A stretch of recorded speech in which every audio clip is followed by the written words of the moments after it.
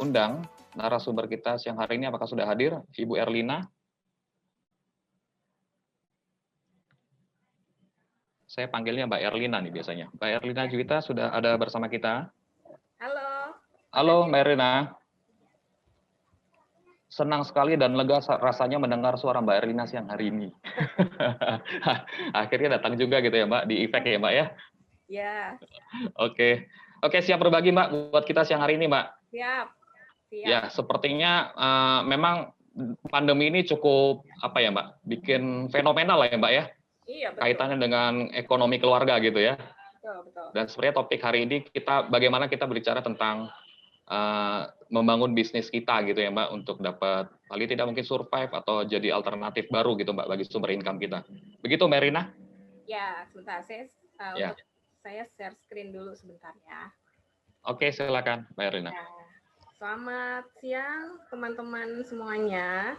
Peserta sharing session hari ini Sabtu tanggal 5 Desember 2020 ya, bersama dengan saya Erlina Juwita. Dan acara ini terselenggara berkat kerjasama antara IFEK dengan Cerdas Keuangan ya. Baik.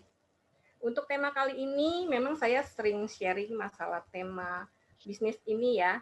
Jadi saya pernah juga menjadi coach di acara coaching klinik Otoritas Jasa Keuangan pada saat kompetisi inklusi keuangan atau Koinku. Itu tanggal 22 Oktober. Kemudian saya juga menjadi fasilitator mula yang hampir rutin ya, setiap bulan kami adakan di Mulat, dan saat ini kita adakannya secara online gitu. Kemudian juga selain itu saya juga menulis ada 2 tema di buku saya di Smart Mom Financial Stories ya. Itu ada 2 tema tentang bisnis. Nah, salah satunya adalah bisnis online. Itu nanti kita akan bahas sedikit ya tentang bisnis online. Oke, sebentar saya sharing ininya dulu sebentar. Udah keluar belum ya? Ya, ini. Jadi bahagia sekali ya saya saat ini akan memberikan insight seputar tema Start Your Own Business. Jadi nanti saya akan membahas mengenai cara memulai bisnis, apa aja yang dibutuhkan untuk memulai bisnis, kemudian bagaimana sih simple tipsnya itu ya untuk memulai bisnis yang dapat langsung diaplikasikan. Nah, sebelum saya sharing, saya ingin berbagi dulu sedikit cerita tentang saya. Ini tadi udah dibacakan ya. Jadi teman-teman bisa panggil saya Lina. Saya sampai saat ini saya bersama teman-teman di Cerdas Keuangan masih konsisten untuk melakukan sharing session atau istilahnya moto kami itu learn, share, and practice your financial gitu ya. Tentu saja kami juga sangat terbantu dengan teman-teman kolaborasi yang selalu membuka pintu lebar-lebar untuk kami mengadakan kegiatan-kegiatan literasi. Contohnya seperti ini ya, bekerja sama dengan Finedu. Nah, ini adalah gambaran waktu sebelum pandemik nih, kami bahkan sempat setiap bulan mengadakan sharing session seperti ini. Nah, selain itu, media juga sangat membantu kami dalam menyebarkan literasi keuangan dan edukasi keuangan. Contohnya saja di berbagai media di CNBC, kemudian di MyTV juga ya. Selain itu juga di media cetak juga. Nah, sebagai praktisi perencanaan keuangan, saya mengakui bahwa media cetak maupun media televisi ini punya peran cukup besar. Jadi semoga dengan adanya pandemik ini semakin membuka mata kita ya akan pentingnya peran financial planning untuk diri kita maupun untuk keluarga. Seperti itu ya. Jadi semakin banyak masyarakat yang pintar atur uang. Oke. Nah, sekarang ini teman-teman, saya mau bercerita tentang saya mau mengawali sesi ini dengan pertanyaan nih. Ya, seandainya teman-teman punya ide berbisnis gitu ya. Nah, pertanyaan yang terbesarnya kan mulainya dari mana gitu ya. Ya kan, mau punya bisnis, punya ide yang bagus banget gitu ya untuk bisnis, tapi mulainya dari mana gitu. Nah, ini teman-teman, saya ingin bercerita nih. Sejak tahun 2011, saya tuh mem-PHK diri saya sendiri dari yang tadinya karyawan satu perusahaan pertambangan, saya memutuskan untuk resign. Saya resign karena anak kedua saya lahir gitu ya. Nah, mulai dari situ saya resign kan berarti saya di rumah ya, tidak menjadi karyawan lagi gitu ya. Saya terpikir untuk merintis usaha jasa perencanaan keuangan. Saat itu belum terpikir untuk secara profesionally menggeluti usaha jasa ini, hanya karena kesulitan yang saya alami saat itu pada saat setelah saya resign, kemudian dari dual income saya menjadi single income gitu ya, dari yang penghasilan dari saya dan dengan suami, sekarang tinggal satu sumber penghasilan saya yaitu dari suami saya gitu. Jadi hal ini membuat saya berpikir gitu loh, apakah saya akan menjalaninya ini selamanya. Jadi terpikir ide untuk gimana ya caranya supaya saya bisa meningkatkan penghasilan saya gitu tanpa saya bekerja lagi di satu kantor dengan harus datang ke kantor itu setiap hari. Jadi dari jam 8 sampai jam 5 setelah itu. Saya pun punya bagaimana caranya saya punya waktu yang lebih luas untuk untuk diberikan kepada anak-anak seperti itu. Nah, saat itu yang terfikir dalam benak saya itu adalah bukan mendirikan bisnisnya, tapi bagaimana nih caranya supaya saya dapat bermanfaat buat orang lain. Karena jujur saat itu saya belum punya modal sama sekali yang terlalu banyak gitu ya. Modal saya tuh hanya saya lulus S2 lagi karena saya melanjutkan lagi pendidikan financial lagi. Kemudian saya juga ikut Certified Financial Planning saat itu. Modal saya cuma itu gitu. Jadi saya nggak punya, kalau dinilai secara uang saya nggak punya banyak uang untuk mendirikan satu bisnis gitu ya. Kemudian jadi saya memaksimalkan aja ilmu yang saya punya ini buat saya sebar ke masyarakat. Saya giving dulu. Jadi saya memberi dulu. Kemudian nah sejalan dari situ ya, di sejak tahun 2011 ya, sehingga saya bulan 11 tahun 2011 saya mulai aktif di sosial media, kemudian saya mulai aktif untuk sharing mengenai financial planning ke teman-teman yang mungkin punya nasib sama dengan saya. Kemudian sampai saat ini saya lihat, apalagi saat ini ya di kondisi pandemik seperti ini, banyaknya jumlah PHK, tidak leluasa keluar untuk mencari nafkah gitu ya. Ini memaksa setiap orang untuk tidak tergantung pada satu sumber penghasilan. Jadi melihat keadaan ini saya jadi teringat gitu. Jadi saya jadi teringat perjalanan saya di awal-awal mendirikan suatu usaha. Nah, ini adalah, kalau menurut saya ini adalah saat yang tepat untuk teman-teman yang ingin memulai bisnis. Karena apa? Karena kalau kita lihat kita startnya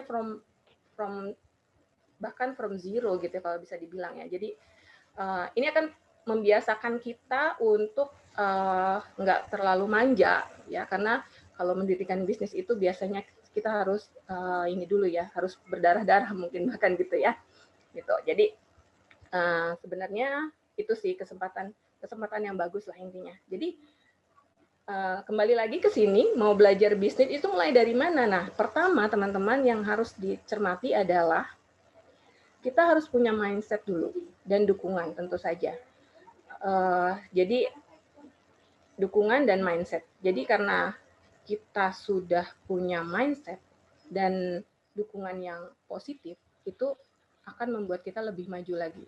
Beda halnya dengan seseorang yang memang punya keinginan untuk berbisnis, akan tetapi timbul pertanyaan-pertanyaan dalam dirinya, misalnya gini, masa iya ya saya bisa gitu ya, meragukan dirinya, atau aduh saya takut rugi gitu ya. Itu beda banget nanti hasilnya dengan orang yang memang sudah yakin dan sudah punya mindset yang cukup kuat. Dan yang kedua teman-teman adalah visi dan misi. Teman-teman juga ingat bahwa sebenarnya visi dan misi ini sangat diperlukan untuk apa? Untuk orientasinya pada hal yang mana gitu. Jadi visi dan misi ini sangat menguatkan kita dan sangat membuat kita mengarah kemana gitu. Jadi jelas arahnya. Kita mau orientasinya bisnis atau bisnis orientasinya itu menuju ke sosial atau ke kebermanfaatan sosial atau menuju ke profit oriented gitu. Jadi kita putuskan dari visi dan misi yang sudah kita tanamkan gitu ya.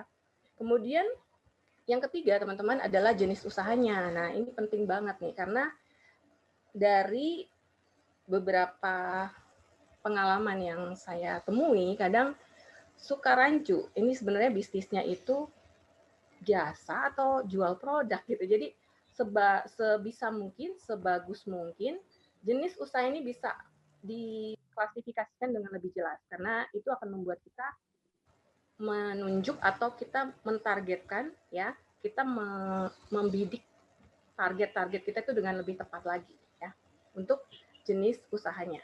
Jadi jenis usahanya itu bisa yang sesuai dengan minat Anda, bisa juga yang menjawab masalah-masalah yang terjadi di sosial atau di masyarakat, atau juga bisnis-bisnis atau usaha yang memang sedang happening atau sedang tren saat ini ya. Kalau kita lihat kan saat ini yang sedang bergejolak itu bisnis terkait dengan hobi, kemudian yang terkait dengan kesehatan tentu saja ya.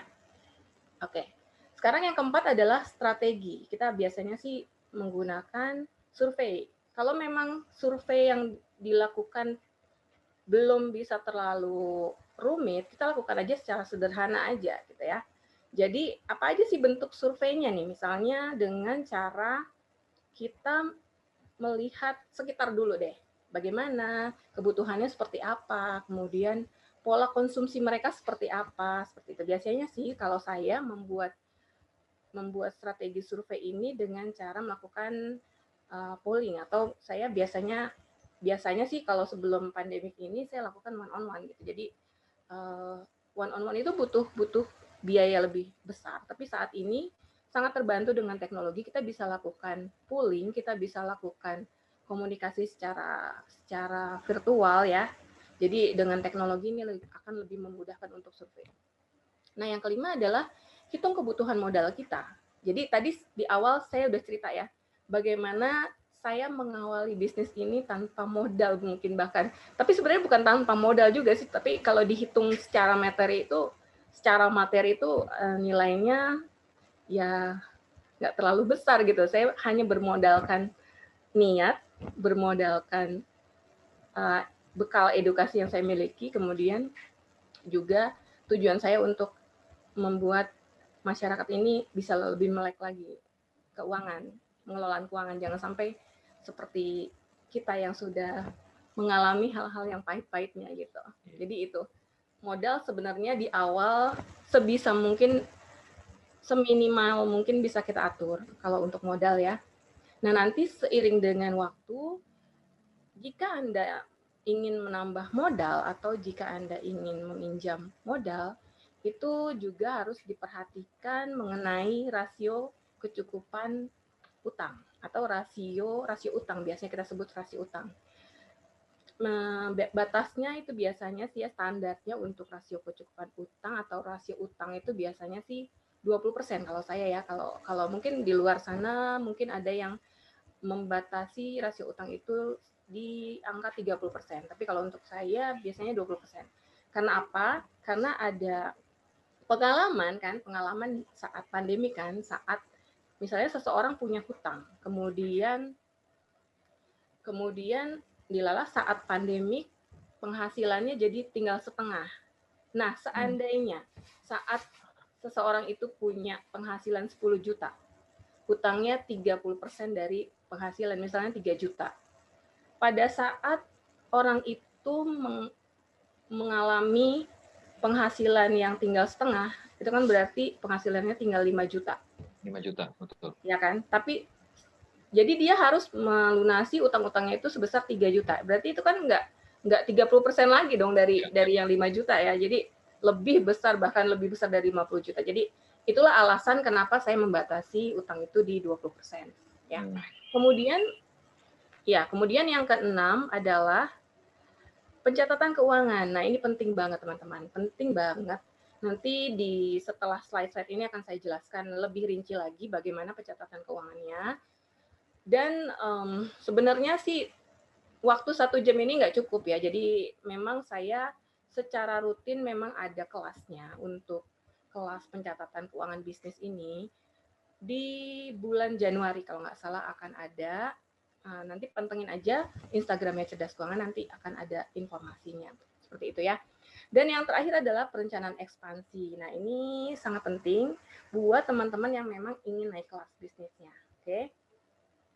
Saya mau tambahin lagi teman-teman tadi untuk di kondisi pandemik ini ya, sebenarnya berbagai alasan seseorang yang mau mendirikan bisnis itu banyak. Salah satunya yang saya cermati itu biasanya ya, seseorang ingin memulai bisnis itu karena alasan yang pertama adalah sebenarnya dia mau meneruskan bisnis yang udah ada. Misalnya bisnis keluarga udah jalan, nah dia mau teruskan. Yang kedua adalah terpaksa oleh keadaan. Banyak sekali saat ini orang yang memutuskan untuk berbisnis atau untuk berjualan demi mendapatkan penghasilan tambahan karena kebutuhan ya, karena kita harus membiayai hidup kan gitu ya. Kemudian yang ketiga adalah karena passion, karena memang punya passion atau memang punya ide-ide yang harus tersalurkan seperti itu. Nah, sekarang bicara tentang ide nih ya. Ide bisnis banyak banget, sering banget saya ditanya tentang tema ini. Ide bisnis seperti apa ya Mbak yang saat ini lagi nge-hype atau saat ini bisa jalan gitu ya dan mungkin bisa menghasilkan pendapatan seperti itu atau menjanjikan seperti itu. Nah, ini saya sudah rangkum dari beberapa pengalaman yang memang sudah saya jalani. Ada beberapa ide bisnis yang kita bisa cermati dan mungkin kita bisa lakukan ya. Untuk catatan ini hanya sebatas ide ya. Jadi kalau memang teman-teman misalnya aduh nggak cuma ini aja deh kayaknya idenya gitu. Ya berarti bisa ditambah lagi gitu ya. Oke, ini kelihatannya kurang jelas jadi saya akan lebih perbesar lagi ide bisnis apa sih yang bisa kita jalani di saat pandemik seperti ini atau kita jalani di rumah seperti itu atau kita bisa awali dengan modal yang minim. Nah, ini pilihannya teman-teman. Kalau kita bisa cermati ya, pertama adalah ide bisnis yang terkait dengan makanan. Jadi makanan itu bisa berupa makanan yang sudah di frozen food kan atau sudah didinginkan, makanan yang memang fresh food atau makanan yang sudah dikemas. Jadi saya pisahkan lagi dari ide bisnis makanan ini berupa frozen food, fresh food, dan on package. Frozen food apa aja sih? Nah, ini frozen food ini biasanya apa sih? Umumnya bentuknya tuh kayak kebab gitu ya, bakso nugget gitulah yang bisa disimpan lama dan pada saat seseorang menginginkan langsung dimasak seperti itu. Jadi frozen food ini menurut saya cukup menjanjikan karena dia awet ya. Jadi bedanya dengan fresh food, frozen food ini cukup tahan lebih lama ketimbang dengan fresh food yang harus kita masak kemudian harus sehari atau 2 hari harus habis karena selesai dari ada kadaluarsanya kan, lebih dari 2 hari biasanya nggak akan fresh lagi gitu ya. Nah, yang ketiga adalah on package nih, jenis bisnis makanan yang on package. Nah, ini menurut saya membutuhkan kreativitas juga karena on package ini kita harus perhatikan juga packagingnya seperti apa. Apakah packagingnya itu membuat sebuah makanan yang dijual akan lebih baik dan tahan lama. Kadang packaging yang jelek atau packaging yang nggak baik itu bisa membuat makanan jadi berjamur atau mungkin bocor atau kalau susu gitu biasanya suka teroksidasi jadi berubah gitu ya rasanya berubah apapun itu. Jadi untuk on package ini kita butuh teknologi teman-teman. Jadi ada unsur pengawet, ada unsur teknologi kemasannya seperti itu. Dan ini biasanya industrinya nggak mikro lagi nih. Biasanya industrinya sudah agak naik nih dari mikro menjadi middle gitu ya seperti itu. Jadi mereka butuh yang namanya mesin atau teknologi yang lain ya.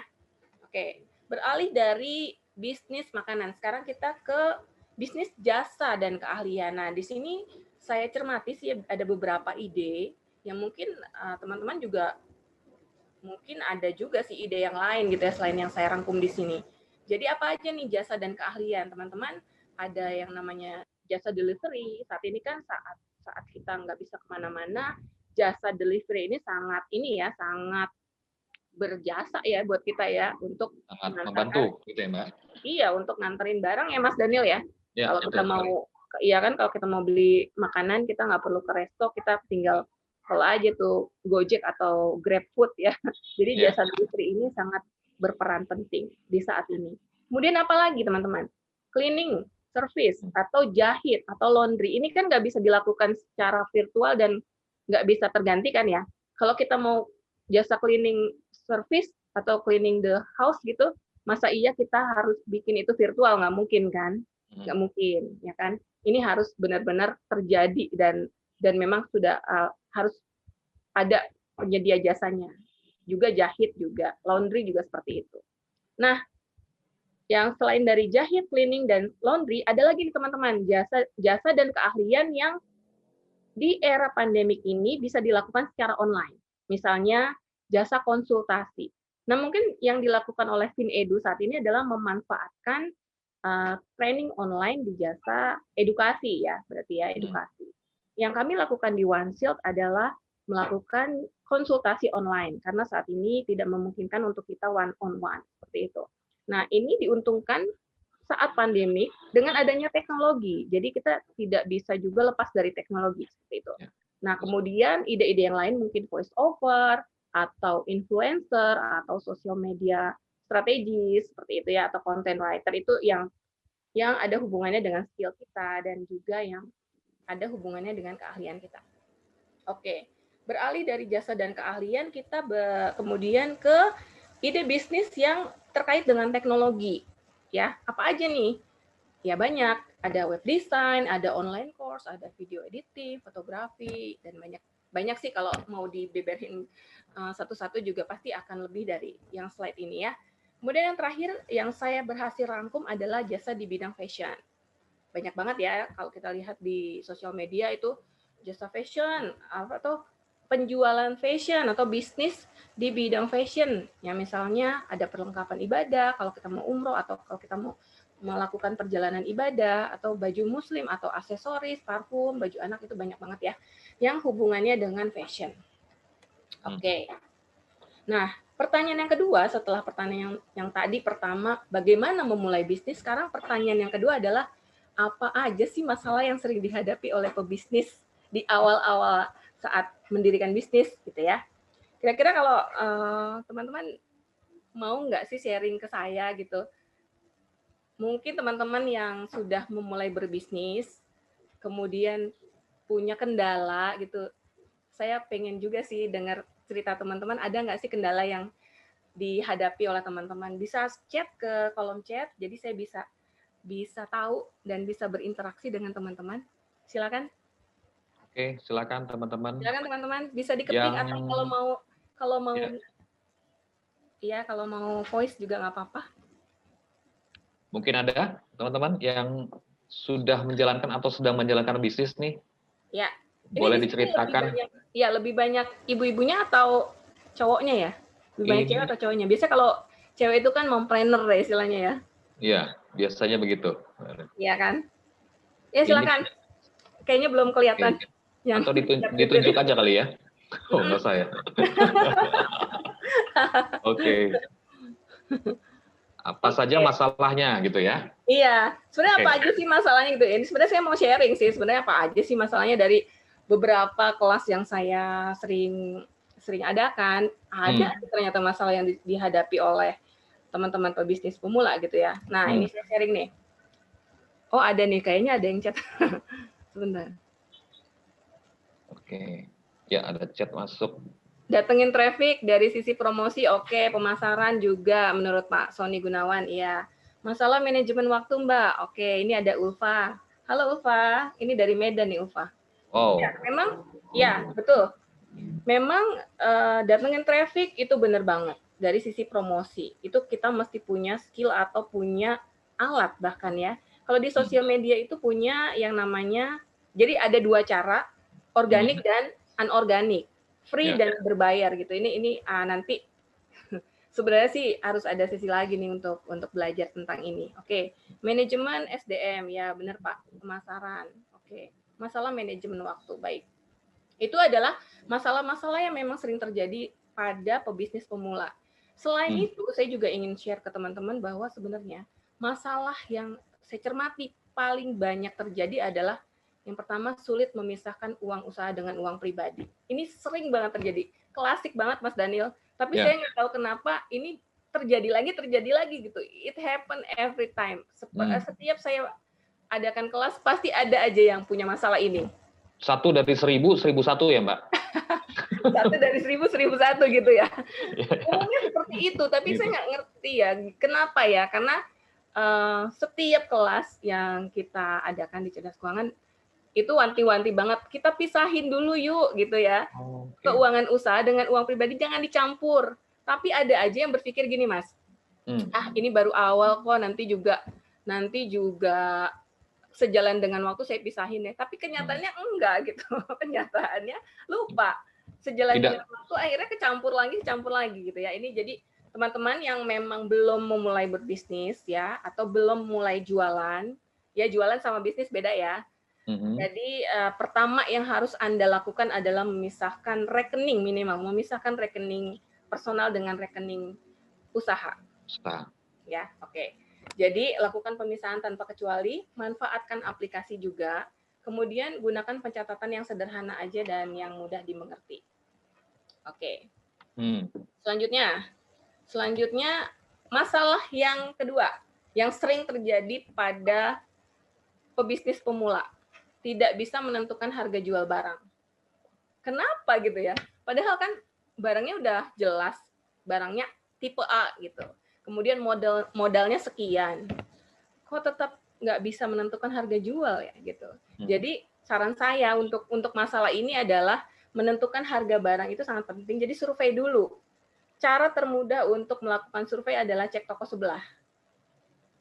Jadi cari tahu bisnis sejenis dengan kita, cari tahu bisnis yang sejenis dengan kita, baik itu di sosial media, di marketplace ya, atau di toko-toko fisik, bisa kan kita cek dulu nih. Sebenarnya kalau toko A menjual barang yang sejenis dengan barang yang saya jual atau memberikan jasa yang sesuai dengan jasa yang saya berikan, itu harganya berapa sih? Kita jadi mystery shopper gitu ya. Jadi kita jadi sedikit smart gitu dalam tanda kutip ya. Jadi kalau kita sudah tahu range harga yang di luaran sana sudah diberikan, dibanderol gitu ya, kita bisa setting harga tuh nggak terlalu murah dan nggak terlalu mahal. Jadi kita ada di tengah-tengahnya. Itu akan membuat kita lebih mudah untuk menjual. Jangan terlalu murah juga karena barang kita tidak akan dihargai, dan juga jangan setting harga terlalu mahal. Karena itu akan menyulitkan kita untuk mainin harga. Jadi kalau seandainya harganya udah terlalu mahal, kita kalau harganya terlalu murah, kita jadi sulit memainkan misalnya promosi diskon atau apapun. Kalau harga terlalu mahal, kadang konsumen jadi males gitu ngelirik, ini udah kemahalan nih tokonya gitu. Jadi kita nggak punya kans lagi untuk menawarkan produk yang lain selain dari kecuali ada nilai tambah lain mungkin Mbak Erlina. Kecuali ada nilai tambah lain, misalnya kita tambahin servis atau kita tambahin bonus, bundling seperti itu ya. Itu akan nambah manfaat sih buat kita dan buat konsumennya juga. Iya, betul. Nah, yang terakhir adalah di masalah ini adalah saran saya sih untuk mencari supplier yang memang lebih dekat dari kita, karena kan kalau suppliernya jauh, otomatis ongkos kirimnya juga jadi lebih mahal ya. Nah, itu yang kedua ya. Sekarang kesulitan yang ketiga nih, masalah yang sering terjadi pada pebisnis pemula yang ketiga. Kesulitan pada saat usaha menurun, kesulitan keuangan pada saat usahanya menurun. Iya kan? Saat pandemik seperti ini, apalagi saat bisnis mulai redup apalagi pada awal-awal COVID-19 ya. Banyak sekali pengusaha atau pebisnis yang punya kesulitan keuangan karena bisnis mereka omsetnya jadi turun. Inilah gunanya dana darurat untuk menutupi kebutuhan-kebutuhan yang harus kita lunasi di urusan bisnis saat penghasilan kita turun.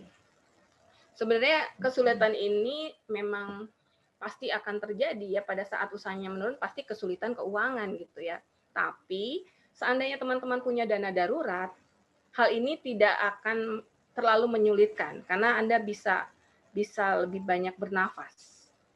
Beda halnya pada saat Anda nggak punya dana darurat dan mengalami kesulitan keuangan, ini berat banget, berat banget.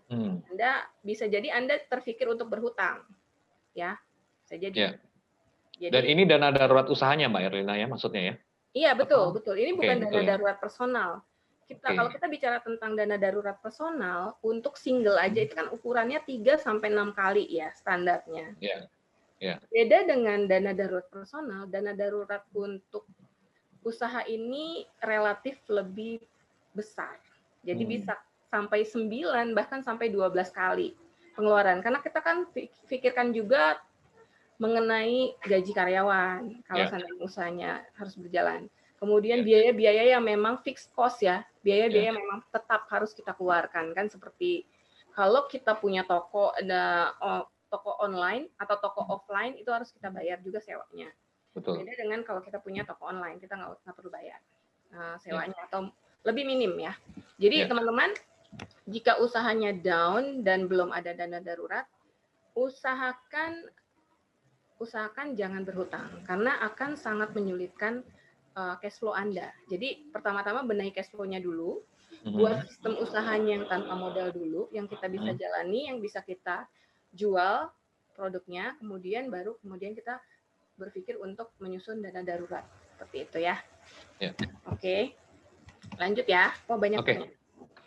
Ternyata banyak nih. Selain dari masalah yang tadi tuh kesulitan keuangan, ternyata ada juga nih masalah kesulitan dalam permodalan ternyata. Nah, saran saya untuk hal yang ini adalah pertama cari investor partner dulu. Kemudian kita baru lakukan menabung atau kita lakukan penghematan. Dan kita cari alternatif usaha yang minim modal dulu kalau memang belum ada modal. Contohnya saya yang di awal-awal usaha itu saya memang sangat-sangat minim modal ya. Jadi untuk kesulitan dalam permodalan ini bisa diantisipasi dengan beberapa cara itu. Sekarang ya saya akan berikan beberapa langkah nih untuk teman-teman yang pebisnis, smart financial buat pebisnis pemula. Nah, saya biasanya saya sebut sebagai 3C 3S. 3C-nya adalah catat, cash flow, dan calculate. 3S-nya adalah separate, saving, sama source of capital atau modal. Sekarang, ini masalah sudah ya. Nah, untuk catat, teman-teman, dalam usaha itu sangat penting buat kita mencatat. Jadi apakah teman-teman melakukannya secara manual, atau teman-teman memanfaatkan teknologi dengan aplikasi pencatatan akuntansi yang sekarang ini banyak sekali sudah dapat Anda install, bahkan ya. Yang jelas lakukan pencatatan. Karena apa? Pada saat bisnis Anda semakin besar dan Anda terpikir untuk meminjam modal, yang pertama ditanyakan adalah dokumentasi pencatatannya. Kalau pencatatan Anda rapi dan historicalnya Anda baik, saya sih percaya bank akan memberikan Anda modal seperti itu. Ya, jadi di awal sebaiknya lakukan pencatatan secara baik dan secara rutin dan rapih juga seperti itu. Nah, ini saya berikan beberapa cara nih untuk ini untuk pembagian account ya. Jadi ini ya teman-teman, ini contohnya ya teman-teman, pencatatan keuangan bedanya pencatatan keuangan pribadi dengan pencatatan keuangan usaha. Bedanya di sini ya teman-teman. Saat kita melakukan usaha, arus kas masuk usaha itu adalah dari penghasilan usaha, atau seandainya kita punya mobil yang disewakan atau kantor yang disewakan dari situ, dan juga dari laba penjualan. Nah, arus kas masuk dari personal itu biasanya kan dari penghasilan personal, other income, sama return investasi. Kan bedanya di situ ya teman-teman. Kemudian kalau kita cermati lagi, bedanya antara pribadi dengan usaha adalah di arus kas keluarnya. Jadi kalau di arus kas keluar usahanya itu biasanya untuk usaha ya, biasanya kita mengeluarkan uang untuk apa aja sih? Pertama untuk sewa tempat dong ya. Kalau memang usahanya itu offline, bukan online ya. Kemudian sewa tempat, kemudian gaji karyawan. Ya, mau nggak mau gaji karyawan harus menempati arus kas keluar usaha ini. Kemudian apa lagi? Biaya produksi, biaya pemasaran, bahan baku. Nah, ini dapat digolongkan menjadi biaya yang tetap sama biaya yang memang tidak tetap. Ya, jadi fixed cost sama yang fluktuatif cost gitu. Nah, ini bisa digolongkan seperti itu. Bedanya apa nih dengan arus kas keluar yang personal? Nah, bedanya ada di jenis pengeluarannya. Kalau di personal itu ada kebutuhan untuk keluarga yang memang biasanya lebih fluktuatif, ada kebutuhan untuk liburan, ya, ada untuk investasi yang jangka panjang, jangka pendek, jangka menengah, gitu ya. Terus kemudian ada biaya tagihan-tagihan lah seperti itu. Nah, di arus kas personal mungkin ada juga gaji karyawan, tapi tidak sebesar di arus kasnya keluar usaha, ya. Setelah itu apalagi nih? Nah, ini contohnya teman-teman. Contohnya saat kita melakukan pencatatan arus kas, ya, arus kas masuk untuk personal ya. Ya, jadi ini contoh ya. Kalau seandainya teman-teman mau buat seperti ini di arus kas usaha, ini juga bisa. Nanti simpelnya seperti ini aja teman-teman, kita catat aja masuk, keluar berapa, kemudian kalau teman-teman membuatnya di Excel itu akan lebih bagus lagi karena kita bisa melihat grafiknya. Ya, kita bisa lihat ini nanti porsinya berapa nih. Nah, ini contohnya di arus kas bulanan untuk personalnya, bukan untuk usaha nih kayaknya. Oke, ini. Nah, jadi selain yang arus kas tadi, itu juga ada yang namanya balance sheet, teman-teman. Jadi selain teman-teman mencatat pemasukan, pengeluaran, jangan lupa juga untuk mencatat aset dan utang. Kadang kita suka lupa, kita hanya mencatat cash flow-nya aja, kita nggak mencatat aset dan hutangnya. Padahal ini sebenarnya untuk pencatatan kekayaan ini sebenarnya yang lebih penting kalau menurut saya ya, karena kita bisa tahu tuh dari tahun ke tahun bisnis kita growing atau enggak, aset kita bertumbuh atau enggak, atau malah utang kita yang nambah, bukan kekayaan kita justru gitu ya. Jadi dari pencatatan arus kas kekayaan ini kita bisa tahu sebenarnya kekayaan bersih kita seberapa sih dari bisnis ini gitu ya. Seperti itu ya teman-teman ya. Nah, tadi kan ada C, catat, yang kedua adalah cash flow. Cash flow. Ini kedua cash flow. Oke. Ya, ini. Jadi teman-teman, cash flow itu adalah aliran masuk dan keluarnya uang ya. Tadi saya udah jelaskan di pencatatan. Jadi cash flow terbagi atas dua, cash inflow dan cash outflow. Nah, dalam usaha teman-teman harus ingat ya, cash is the king dan cash flow adalah aliran darahnya gitu ya. Jangan lupa juga banyak usaha yang tutup toko karena cash flow-nya berantakan. Jadi sebisa mungkin cash flow ini harus tetap terjaga dan jangan defisit. Jadi harus tetap surplus. Oke. Saya bisa membagi sebenarnya cash flow ini ada beberapa jenisnya, teman-teman. Ada yang namanya cash flow bulanan, cash flow tahunan, dan cash flow per project. Nanti mungkin di slide berikutnya akan saya jelaskan nih. Jadi yang terpenting adalah ini teman-teman, setiap pebisnis punya kebiasaan untuk mengetahui arus kas usahanya. Nah, kemudian juga dia punya kebiasaan untuk mengetahui kondisi usahanya seperti apa. Apakah posisinya untung atau rugi. Caranya adalah dengan membuat anggaran. Bagaimana caranya untuk kita membuat anggaran ini, teman-teman? Kita memisahkan, terus kita mencatat, dan kita tinjau ulang secara rutin. Sebelumnya kita harus melakukan prioritas. Prioritas mana yang butuh, mana yang penting. Seperti itu ya.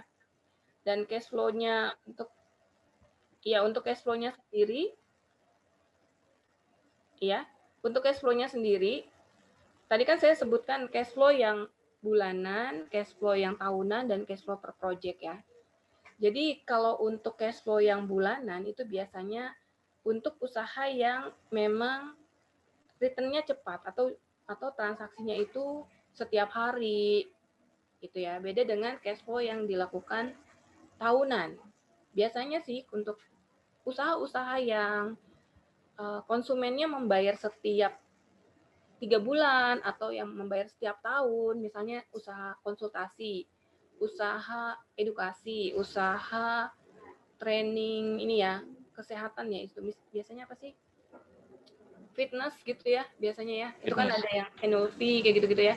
Itu kita menggunakan cash flow per tahun. Nah, Membership ada gitu ya, Mbak? iya, membership. Ada juga yang cash flow per project. Cash flow per project itu untuk jenis usaha yang dilakukan setiap ada project. Misalnya usaha event organizer atau usaha traveling yang dicatat saat project mulai dan selesai saat projectnya sudah done gitu. Jadi habis projectnya selesai ya udah pencatatan sudah selesai gitu ya. Jadi itu bedanya. Nah, sekarang yang C yang ketiga adalah calculate, teman-teman. Calculate itu kalau di saya biasa sharing ke teman-teman adalah kita melakukan penghitungan untuk alokasi anggaran bisnis. Biasanya sih alokasinya kalau saya cermati ya, karena bisa jadi setiap bisnis akan berbeda porsinya, tapi secara umum bisa dilakukan pembagian seperti untuk operasional itu 50% dari keseluruhan penghasilan.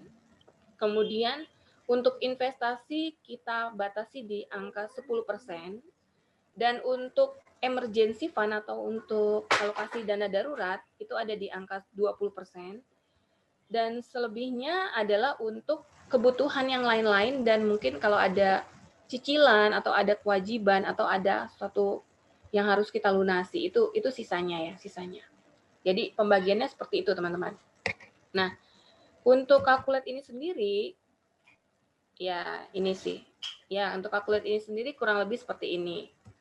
Nah, ini saya lakukan pembedaan ya antara calculate personal budget dengan calculate business budget. Bedanya di mana sih?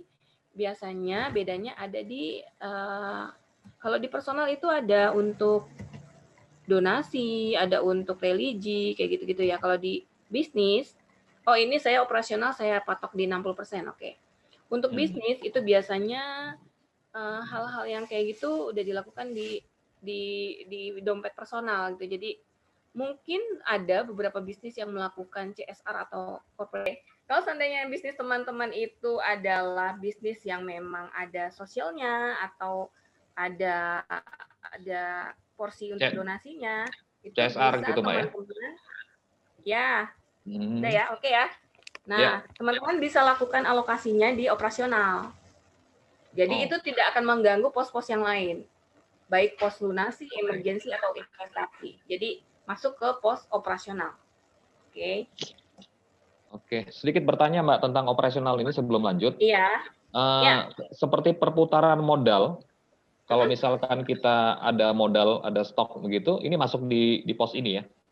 60% ini belanjanya atau bagaimana? Ya, 60% ini belanjanya. Ya, belanjanya termasuk masuk stok di situ ya? Stok apa semua di sini ya? Betul. Oke. Ada di sini ya. Jadi pos untuk operasional itu tidak akan mengganggu pos-pos yang lain. Misalnya ada pos untuk melunasi utang-utang ya, atau untuk melunasi kewajiban-kewajiban misalnya pajak dan lain sebagainya. Pos untuk emergency fund sama pos untuk investasi. Tentu saja bisnis Anda kan mau growing. Nah, untuk growing itu kan Anda harus melakukan investasi dong. Ngomong jangan terbatas untuk perputaran modal aja, tapi memikirkan long lasting-nya bisnis supaya lebih growing lagi itu seperti apa. Ya, cara salah satunya adalah investasi. Oke, lanjut ya. Oke, Mbak. Kita lanjut. Oke, silakan, Mbak. Oke, sekarang 3S-nya ya. 3S-nya teman-teman ya adalah separate, source of capital, sama saving. Saving itu maksudnya saving emergency fund. Ya. Oke, sekarang separate. Separate itu adalah pemisahan yang tadi ya, pemisahan ini ya. Kita lakukan pemisahan. Dan kita lakukan juga pemisahan rekening tentu saja ya. Kita lakukan pemisahan pencatatan dan juga pemisahan rekening. Ini tadi yang saya jelaskan di awal nih. Jadi jenis pemisahannya seperti apa sih gitu ya. Nah, ini saya lebih jelaskan lagi di sesi di bagian pemisahan. Jadi teman-teman pisahkan yang namanya pencatatan. Kalau seandainya memang teman-teman melakukan bisnis yang rentang waktunya lebih cepat, itu maksudnya perputarannya lebih cepat, itu pasti beda dong dengan pencatatan saat teman-teman punya bisnis yang rentang waktunya lebih lama gitu. Ini contohnya nih. Ini contohnya. Kenapa kita penting untuk melakukan pemisahan? Karena saat misalnya nih, bisnis Anda adalah bisnis yang transaksinya semuanya dibayar tunai. Misalnya jualan online, ya, usaha kuliner, atau persewaan yang memang setiap hari atau setiap bulan dilakukan. Nah, ini pastinya kita akan pisahkan atau kita akan kategorikan itu sebagai cash flow-nya yang bulanan gitu. Jadi sebenarnya bedanya di mana sih? Nah, di bedanya adalah pada saat bisnis teman-teman yang masuk kategori ini bisa jadi keuntungannya memang kecil tapi banyak gitu. Bedanya dengan yang tahunan adalah keuntungannya mungkin lebih besar yang tahunan tapi frekuensinya lebih sedikit. Dan kadang ada pembayaran yang tertunda seperti itu ya. Pemisahan ini memang gunanya untuk kita tahu, jadinya kita mesti nyatetnya seperti apa nih, makanya kita lakukan pemisahan. Nah, ini adalah contohnya nih teman-teman. Contoh dari pencatatan yang kita lakukan di bisnis. Misalnya omsetnya 50 juta. Ada variable cost-nya ya sekitar 10 juta gitu ya. Kemudian dikurang kan, kalau omset dikurang variable cost itu hasilnya 40 juta. Nah, fixed cost-nya atau biaya-biaya yang tetapnya itu akan mengurangi margin kan.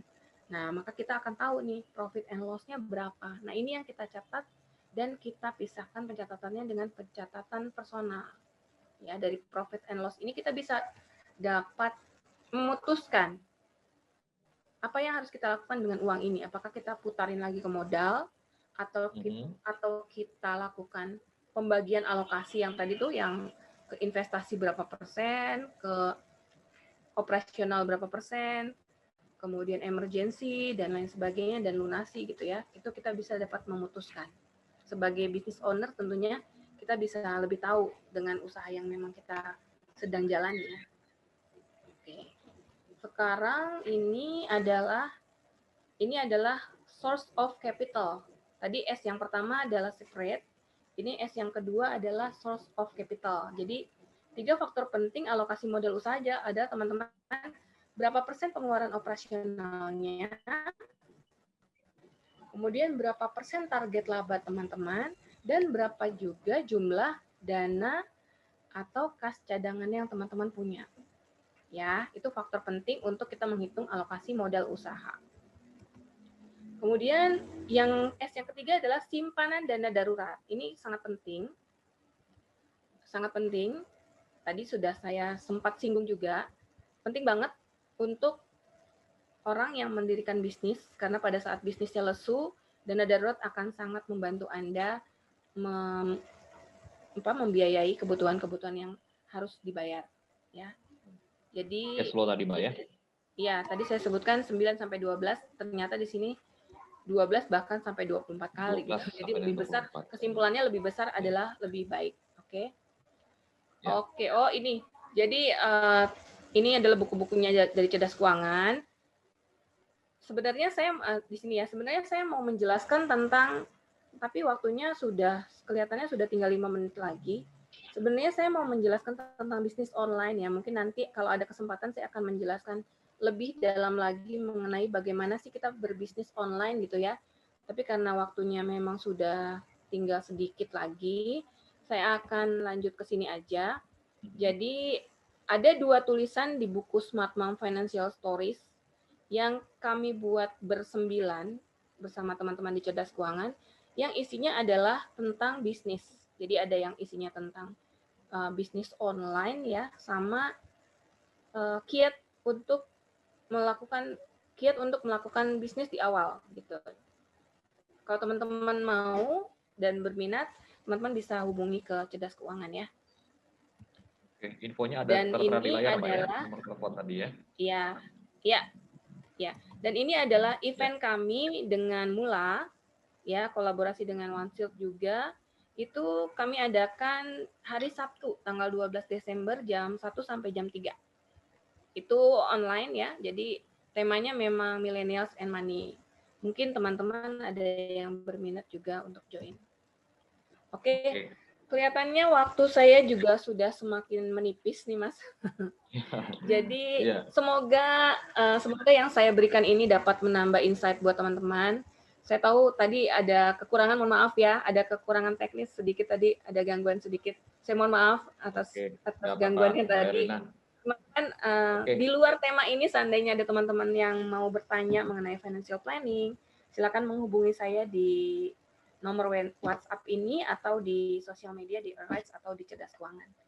Ya, demikian sharing insight dari saya. Semoga bermanfaat. Saya ucapkan terima kasih dan saya kembalikan ke Mas Daniel. Silakan, Mas. Oke, luar biasa, Mbak Erina. Ini saya belum selesai, Mbak Erina. Selesai dari sini kita langsung ada beberapa pertanyaan nih sudah masuk. Ya. Oke, teman-teman boleh juga itu di screenshot atau di ditangkap. Kalau misalkan memang ada konsultasi, butuh penjelasan lebih lanjut dari Mbak Erina, silakan langsung kontak beliau di sana. Baik, pertanyaan pertama ya Mbak, kita langsung bahas saja, Mbak Erina. Ya, silakan Mas Daniel.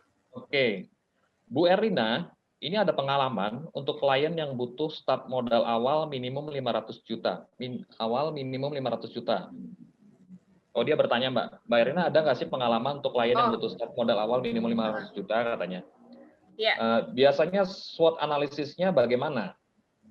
Wow, sampai SWOT analisis ya, strength, weakness gitu ya. Iya, kebetulan di Cerdas Keuangan ini memang usahanya masih mikro-mikro, Mas. Jadi masih mulai lah ya, starter awal ya. Jadi untuk yang modal 500 juta itu kami memang belum ada nih. Ya, kami belum ada. Jadi kami kebanyakan usahanya mikro dan misi kita di Cerdas Keuangan memang untuk membuat mereka naik kelas gitu. Jadi dari tingkatan mikro ke tingkatan yang lebih middle atau lebih naik lagi lah gitu. Jadi untuk yang 500 juta itu kayaknya belum ada ya. Oke. Belum ada. Tapi nggak apa-apa ya Mbak, saya lanjutkan pertanyaannya. Siapa tahu dia dari sini dapat insight baru dari Mbak Erina ya. Jadi gini Mbak, dia punya channel 4.700 orang bisnis serum kecantikan anti-aging. Anti-aging, oke. Dia punya. Sorry ini dengan siapa nih?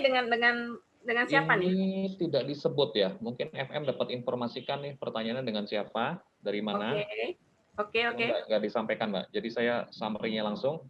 Jadi weakness-nya, dia nggak pernah bisnis karena status pegawai di lembaga pendidikan tertentu. Jadi itu kelemahannya Mbak. Oke. Pembiayaan modal awal paling aman bagaimana sistemnya Mbak?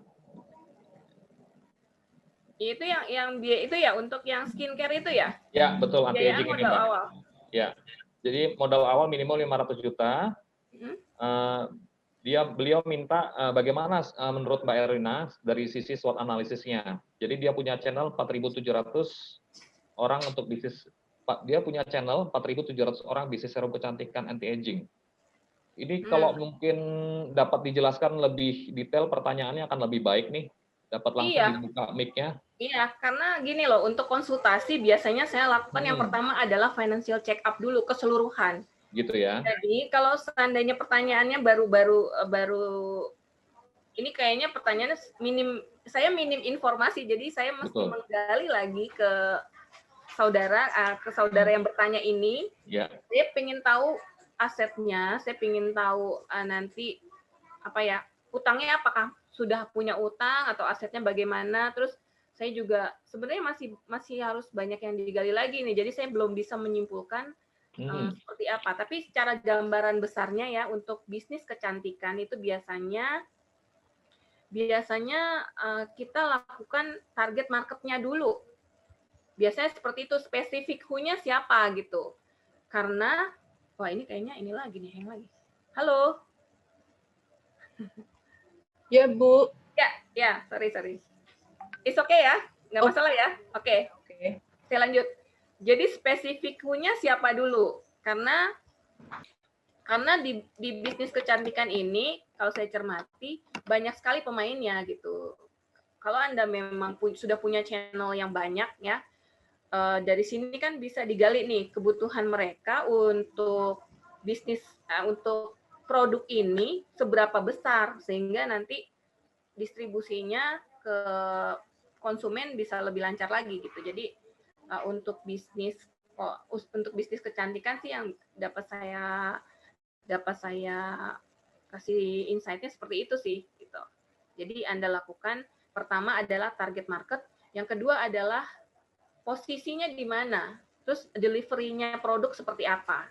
Apakah Anda harus mendirikan salon atau Anda harus mendirikan klinik atau bisa dilakukan dengan online aja seperti itu. Halo Mas Daniel. Ya, Mbak Erina. Jadi dapat dilakukan dengan online juga ya, salah satu pertimbangannya.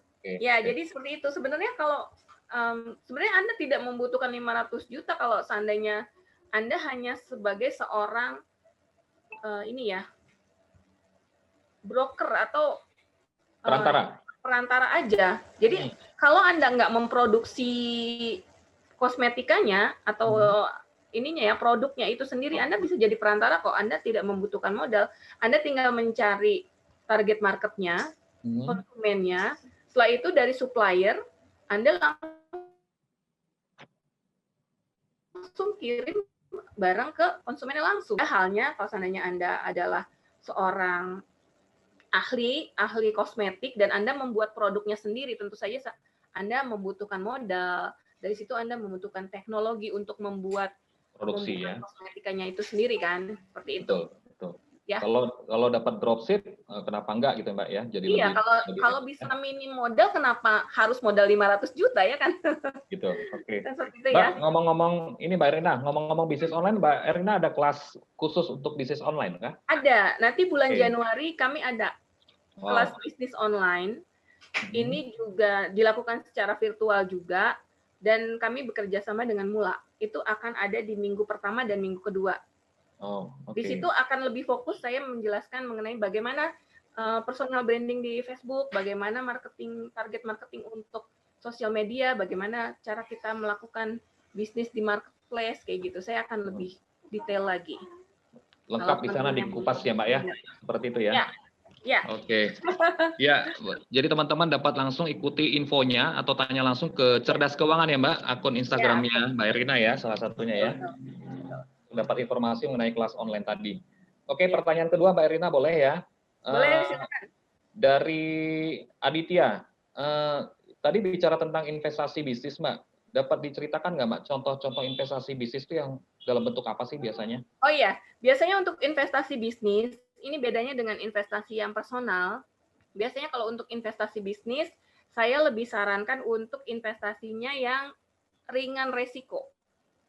Beda dengan investasi personal ya. Kalau personal kan punya tujuan yang jangka panjang dan kita bisa melakukan alokasi investasi yang ada investasi yang high risk, ada yang medium risk sama yang low risk. Kalau di bisnis saya lebih suka gitu ya. Saya lebih suka menyarankan pebisnis itu menginvestasikan modal atau menginvestasikan profit mereka di jenis investasi yang sangat ringan resiko atau low risk. Low risk tadi ya.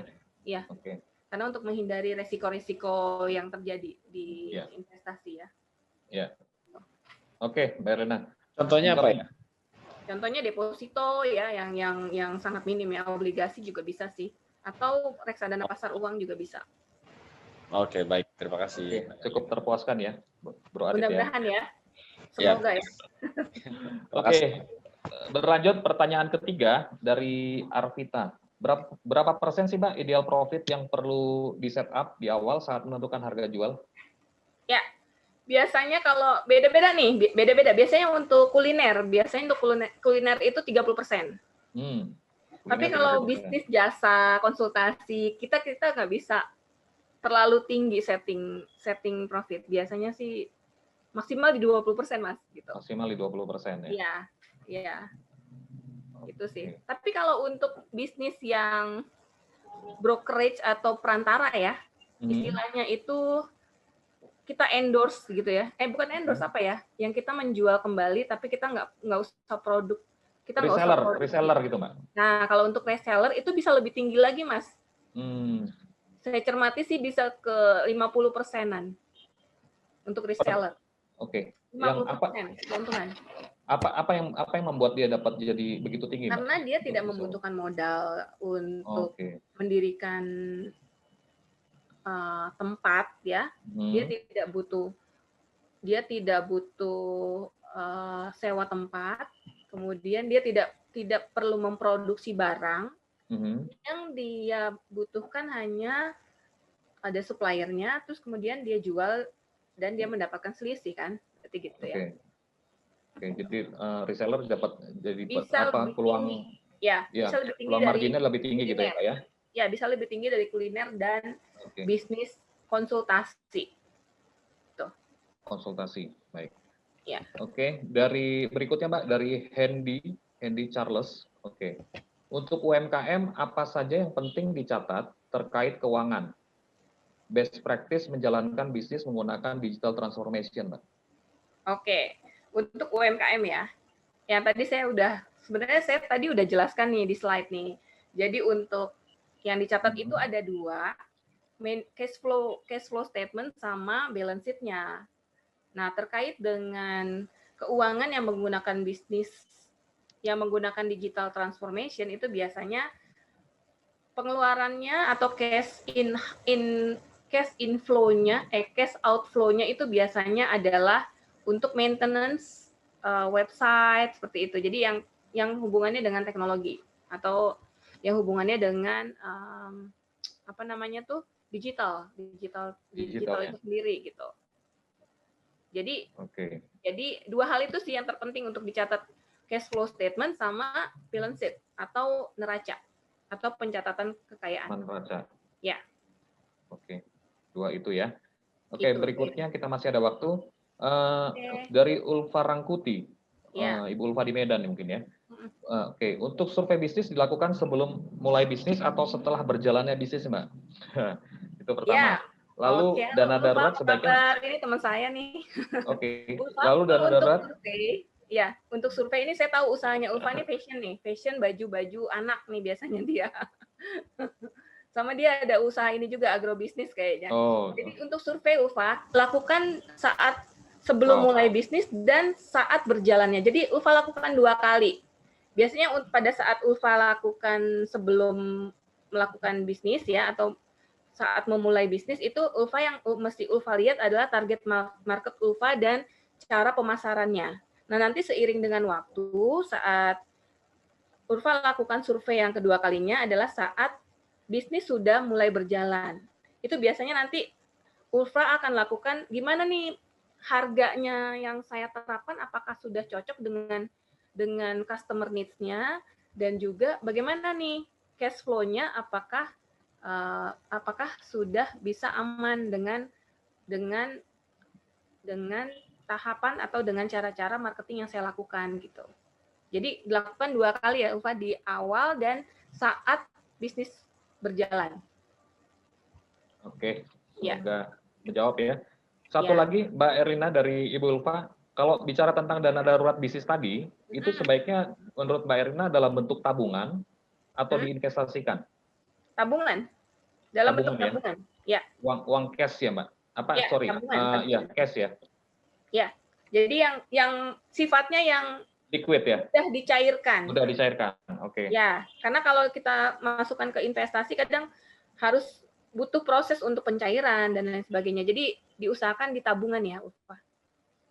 Ya, karena memang namanya dana darurat, jadi sewaktu-waktu dapat digunakan begitu ya. Betul.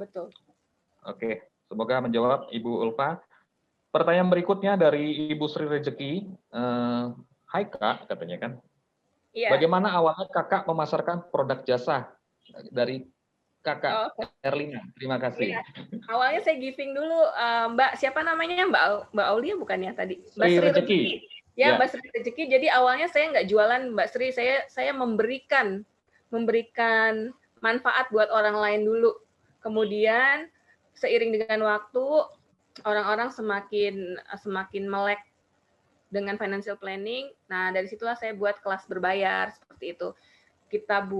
Kami buat bersembilan ya, kami membuat buku dan kami menjual itu. Jadi kami mendapatkan penghasilan dari itu, Mbak Sri. Semoga menjawab ya. Jadi awalnya saya nggak jualan, saya awalnya giving dulu. Memberi dulu ya, Mbak Erlina ya. Ya. Oke, tabur, habis itu tuai lah, harapannya kan begitu. Amin. Amin, oke. Oke, berikutnya Mbak Erlina masih ada pertanyaan. Mau tanya dari Aulia Surya, untuk reseller kadang harga jual sangat bersaing di pasaran. Betul. Sehingga nggak dapat ambil margin besar nih Mbak. Gimana menurut Mbak Erlina?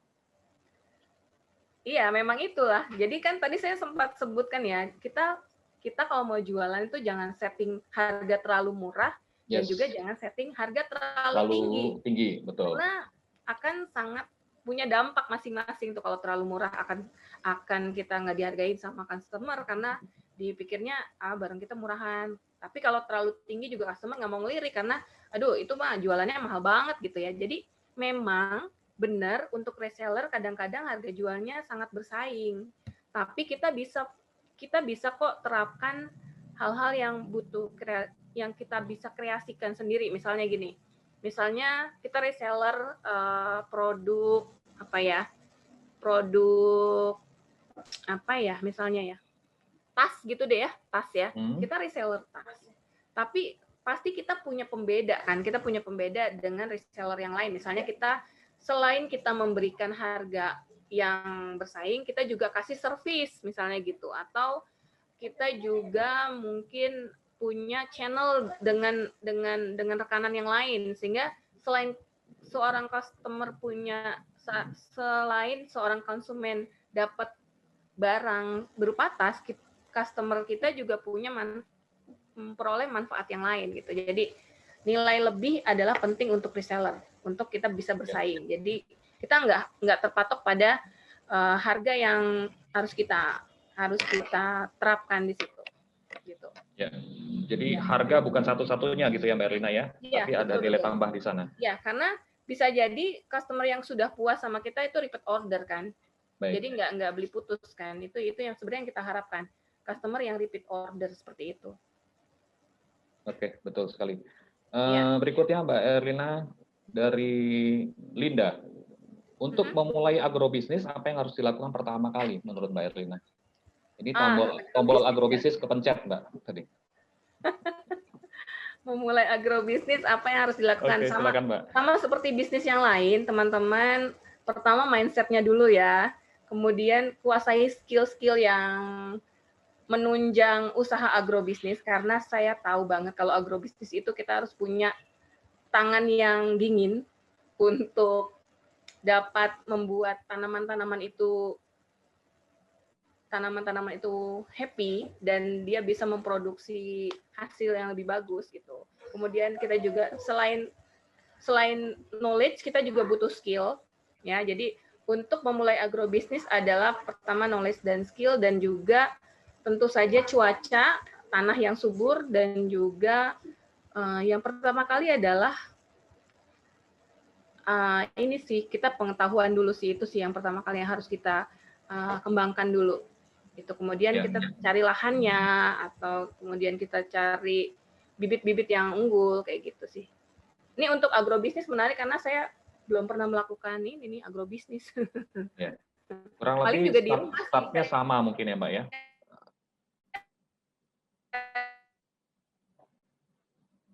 Halo.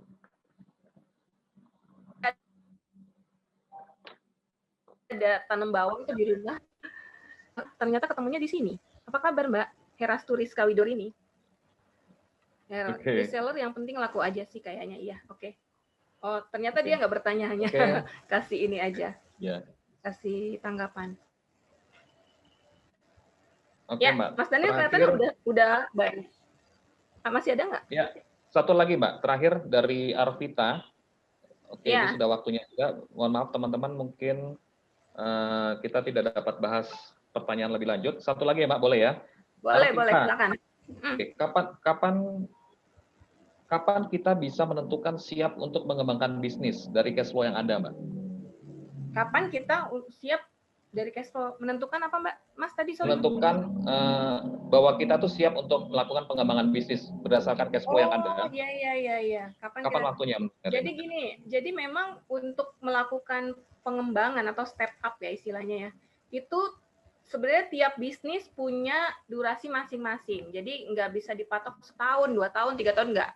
Jadi ciri-cirinya adalah pada saat modal kita sudah bertumbuh, misalnya 50% sudah nambah gitu ya, atau pada saat konsumen kita sudah mulai bertambah, atau pada saat misalnya kita butuh karyawan lain untuk membantu pekerjaan kita. Itu ciri-cirinya bisnis kita sudah mulai growing up. Jadi sebenarnya nggak bisa dipatok dengan waktu karena sangat berbeda antara bisnis satu dengan lainnya, Mas.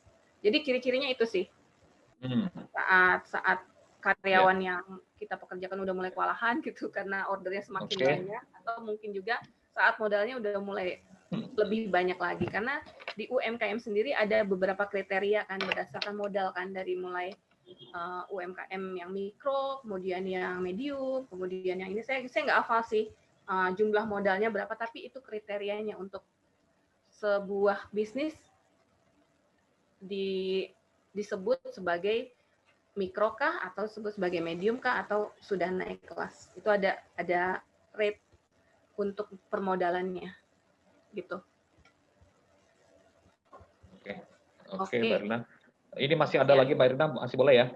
Oke, kapan sih Mbak kita boleh menyisihkan? Ini dia ini Mbak, apa? Ini teman Mbak, teman. Kapan kita boleh menyisihkan? Bukan. Nggak ada nama Mbak.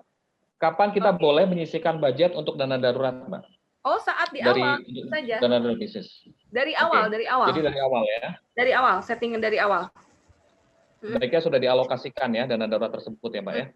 Berapapun itu, jangan terpatok pada yang tadi saya sebutkan 9 sampai 12 kali. Jadi berapapun itu minimal ada rekening untuk dana darurat. Mulai menyisihkan walaupun 10%, 5%, atau berapapun itu. Paling nggak udah ada alokasinya. Dan sebelumnya juga pasti kita perlu tentukan juga target kita mau berapa untuk emergency fund tadi. Iya, betul. Betul banget Mas Daniel. Oke, baik. Semoga menjawab. Mohon maaf buat teman-teman yang pertanyaannya masih belum dapat dijawab dikarenakan waktu.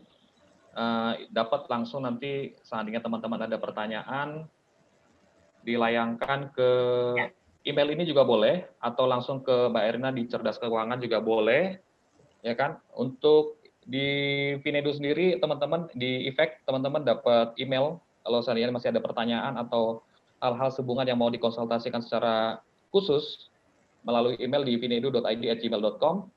Teman-teman boleh isi di sana nama, hal yang ingin ditanyakan apa, dan tahu acara ini dari mana.